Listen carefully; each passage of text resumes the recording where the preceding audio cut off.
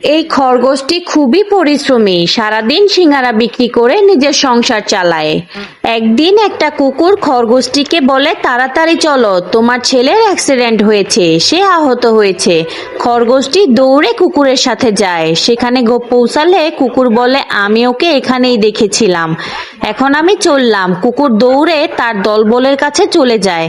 তারা ইতিমধ্যেই সব সিঙ্গারা চুরি করে নিয়েছিল। কুকুরেরা খরগোশটাকে বোকা বানিয়ে আনন্দ করে সিঙ্গারা খেতে থাকে।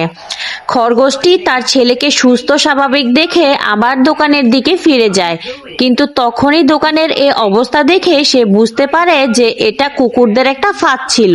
খরগোশটা কাঁদতে কাঁদতে পুলিশকে ফোন করে অভিযোগ করে। পুলিশ আসে, খরগোশ তাদেরকে সব ঘটনা খুলে বলে। তারাও খরগোশের কথা বিশ্বাস করে। তারপর তারা কুকুরদের উপর লাঠি চালায় এবং তাদের গ্রেফতার করে থানায় নিয়ে যায়। কিন্তু এখন বিড়ালটা সব হারিয়ে কাঁদতে থাকে, কারণ কেউ তাকে লাইক সাবস্ক্রাইব করেনি।